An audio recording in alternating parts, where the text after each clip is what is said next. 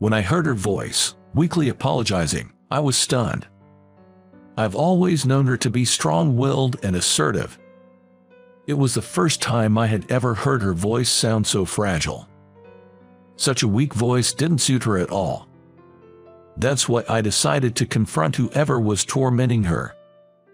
This incident would greatly change the dynamics between her and me.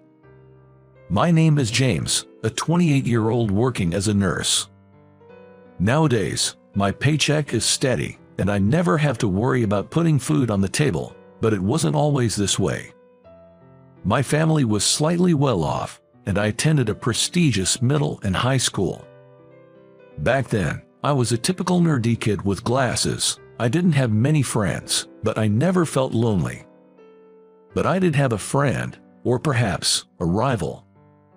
Her name was Catherine. I assumed she didn't like me because she was always tough with me, but it turned out that wasn't the case. Catherine was simply very competitive. You see, we always competed for the top spots in our grades. Since middle school, we had been in the same class. I thought she was just a classmate, but one day she declared, "You're my rival," so I guess that's what we were. Whenever Catherine lost to me in tests or rankings, she would get incredibly frustrated. She had tutors and even attended after-school programs, so she hated losing to someone like me, who did nothing special. All I did was study because, well, I had no friends and nothing else to do. At first, I found her confrontations annoying, but eventually, that feeling faded. Perhaps it was because I got to see her hard-working side. Catherine's father ran a successful business, and she admired him greatly. "I'll take over the company in the future." That is what she professed to those around her. And it wasn't just talk. She was genuinely dedicated to her studies and even played sports to build her physical stamina. She was also actively involved in student council and volunteering. Back then, I didn't have any particular dreams or goals. But watching her work tirelessly towards her dreams was truly inspiring.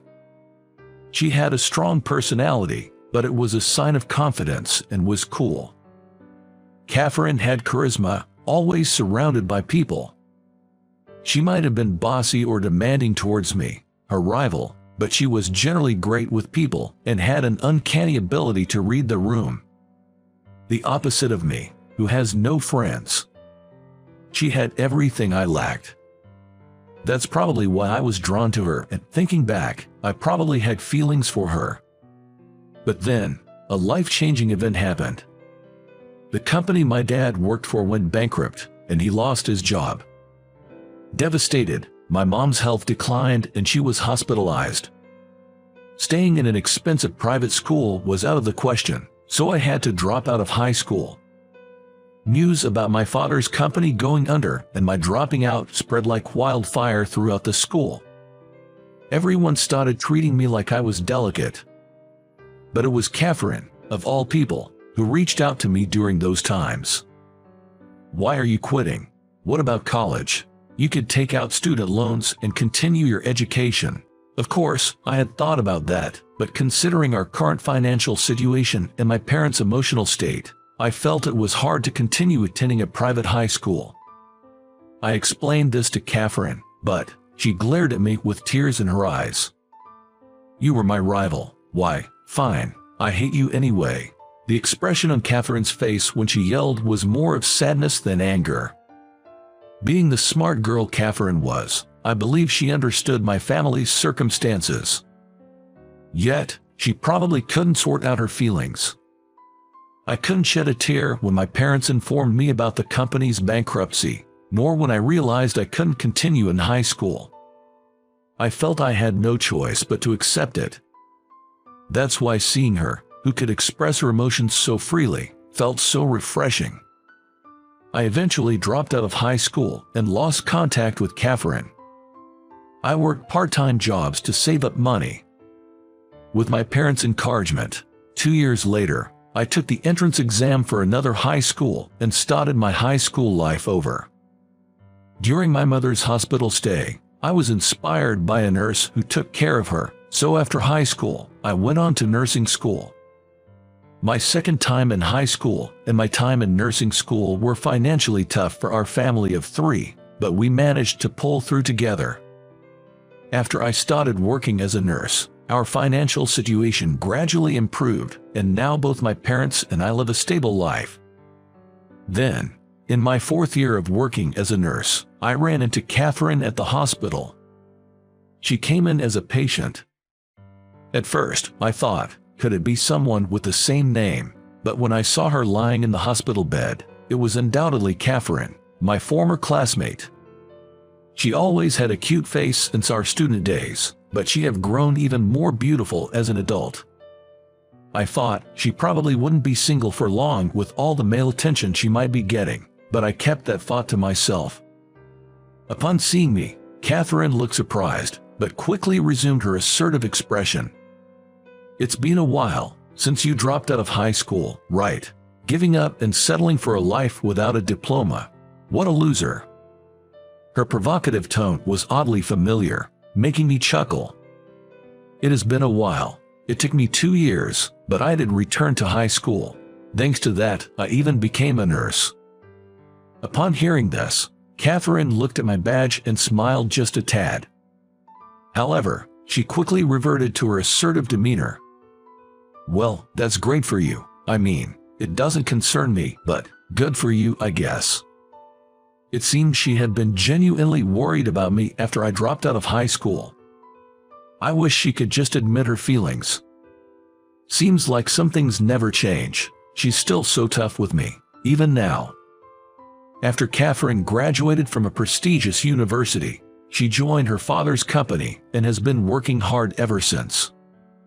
I was genuinely happy to learn she was still pursuing the dreams she talked about in high school. "It's impressive. You always said you'd take over your dad's company. You're really making it happen. Truly amazing."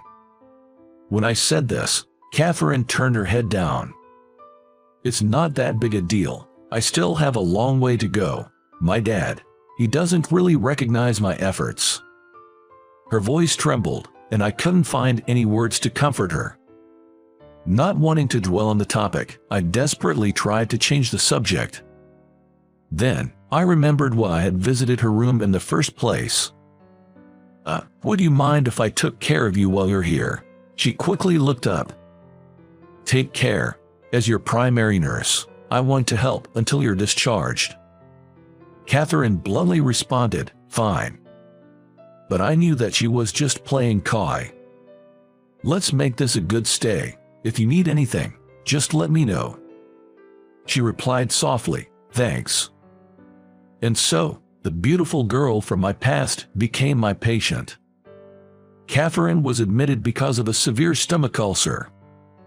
If she had come to the hospital earlier, it might have been better, but in Catherine's case, even the doctors were shocked at how advanced her symptoms were.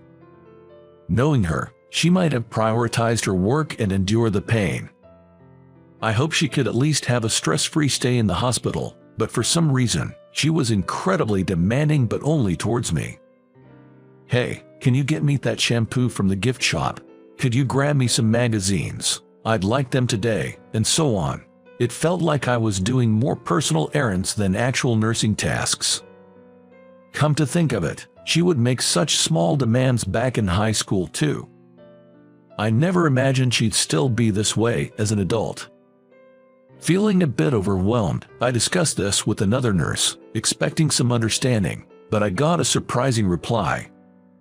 "Huh, demanding? Catherine, I've never noticed that.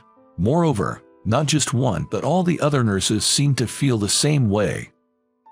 A lot of Catherine's colleagues came to visit her at the hospital. I subtly asked them about Catherine's character at work, and everyone had nothing but praise for her. They said she's efficient at her job and communicates well with everyone, making the work environment smooth. This means Catherine's demanding behavior is directed only at me. Towards other nurses and people around, Catherine was courteous and had a good reputation. That's why I finally confronted Catherine about her behavior. "Why aren't you this demanding with other nurses? What's wrong with me? It's not that. I don't dislike you or anything. For once, even Catherine looked demure. I left her room that day with the air heavy between us. But in the end, she never told me why she was only demanding with me. I think it is too much just because we were just classmates. But the next day, I started to regret a bit. Being hospitalized for so long and taking time off work must be tiring for Catherine. She might just want to be a bit demanding sometimes. I realized that I might have treated her more as a former classmate than a patient. As a nurse, I should first consider the patient's feelings. Thinking I should talk to Catherine again, I went to visit her in her room. But I couldn't enter right away because I heard voices from inside. From the hospital room came the stunned voice of an elderly man. Being hospitalized for a stomach ulcer is an exaggeration. Don't tell me it's because of work stress. Pathetic. Taking time off. I'm really disappointed in you, Dad. Catherine's voice was so weak, I could hardly believe it was her. I guess leaving the company to a woman like you is impossible. You should have just stayed at home, learned to be a proper wife, and agreed to the arranged marriage I set up for you. That's probably all you're good for. From the conversation, the man seemed to be Catherine's father, but what he was saying was incredibly harsh. Ever since middle school and high school, Catherine had admired her father and worked hard to take over the company. From what I've heard from her colleagues, she has been continuously putting in the effort and is competent at her job. I wondered how her stomach ulcer got this bad, and maybe it has something to do with her father. Perhaps she overworked herself, trying to gain her father's approval. Come on, Catherine, stand up for yourself. I silently urged her in my heart, but my wishes weren't conveyed. All I heard was a soft, "I'm truly sorry," from Catherine. Her voice tightened my chest. Maybe it's my fault for giving you time and waiting. You've been a disappointment. Forget about work and the company. I'll arrange another match for you. To his words, Catherine's voice overlapped with tears. Please wait, I can still do it. I believe I can be of use. But her desperate plea went unheard. I clearly heard a heavy sigh from Catherine's father from outside the room. Sigh, marrying into a beneficial business would be much more useful for the company. After saying just that, he left without lending an ear to Catherine's pleas. Nurses probably shouldn't get involved in the personal matters of patients and their families. But at that moment, as a friend, I couldn't just stand by and watch him walk away.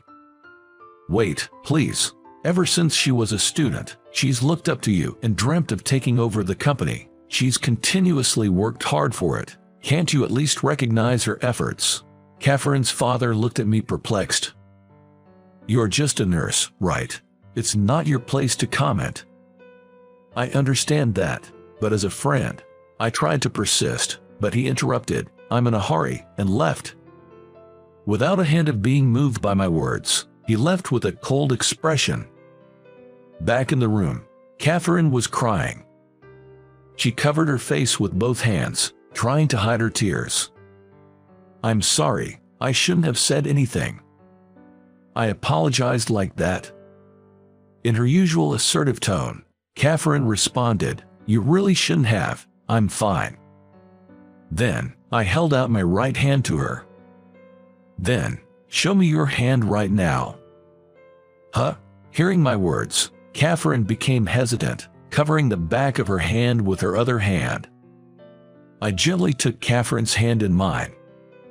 The back of her hand was red. Some spots even looked like they had turned into bruises. Truth be told, since her admission, both the doctors and the nurses had noticed marks on the back of Catherine's hands, as if they'd been pinched. But when another nurse first inquired about it, Catherine seemed to try to hide them. So, the hospital staff was waiting for the right moment to ask her again. And just a short while ago, I accidentally saw it through the small glass on the door. While being berated by her father, Catherine had been digging her nails into the back of her own hand. I asked as gently as I could. You do this from time to time. Catherine remained silent for a bit, but eventually she shared the truth.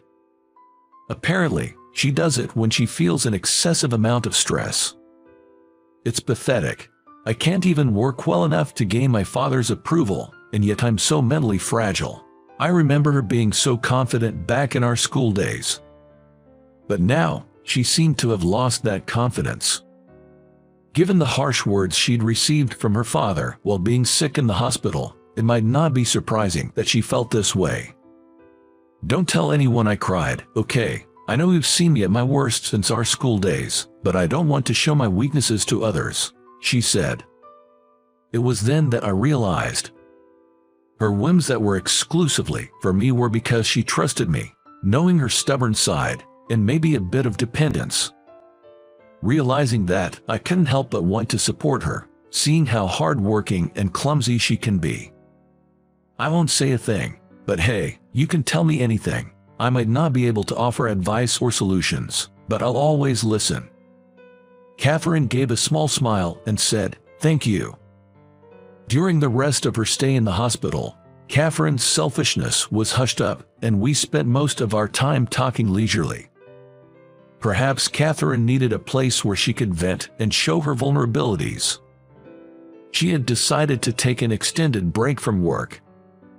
After her discharge, Catherine and I began to occasionally meet up and go out for meals. She had returned to work, but instead of diving back in full throttle, she seemed to be taking things more slowly. Spending time with me, I think she pondered on how to work while also taking care of herself. I was curious about her relationship with her father, but I decided not to ask until she brought it up. Still, her expression seemed brighter compared to when she was in the hospital. So, I chose to watch over her a little longer. During our fourth dinner together, I confessed my feelings to Catherine. Sadly, she turned me down. However, she did ask if I could wait a little longer. Of course, I asked her why, but she didn't tell me. But since she asked me to wait, I felt I had no other choice. 3 months later, out of the blue, she told me, "I quit my job." After her discharge, her father had apparently tried to push forward with a marriage arrangement. But Catherine simply couldn't accept that and decided to distance herself from her father. "You sure about that? Weren't you saying since school that you wanted to take over your dad's company?" I asked. To that, she laughed and said, "I'm over it. Being with you, you've affirmed every part of me. I felt like I was able to breathe properly for the first time in ages. Food tastes better, and I sleep soundly. I realized I hadn't been taking care of myself at all. From now on, I want to live in an environment where I'm accepted for who I am." Her smile as she said this was genuine and unclouded. "So, will you stand by me as I make a fresh start?" she asked. I responded with an enthusiastic "of course," and hugged her.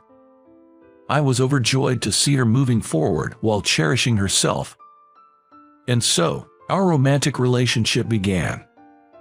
2 years have passed since then, and Catherine is now working hard at a company different from her father's. I proposed to her recently, got the green light, and we plan to marry soon. After Catherine left her father's company, Catherine's father was apparently severely scolded by her mother. She told him, "Your way of thinking is too old-fashioned. Change your ways or we're getting a divorce." It seems that was the wake-up call for Catherine's father. But as we know, people don't change overnight. Nevertheless, it seems he's gradually coming to accept Catherine. We managed to chat a bit when we visited him to formally announce our engagement. Apparently, his excessive expectations stemmed from the fact that she's his daughter. Both Catherine and her father seem to have a mutual desire to reconcile.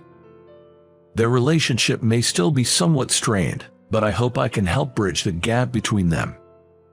I'm certain their relationship can be mended. After all, Catherine's father has a wife who isn't afraid to scold him, and Catherine has me by her side. I believe that when people have someone to lean on, they can become kinder and continue to move forward with hope. This is the story of how my wife and I met. Thank you for listening to my story about the woman I adore most in the world. I hope to continue building a happy home with her while I am under my wife's thumb.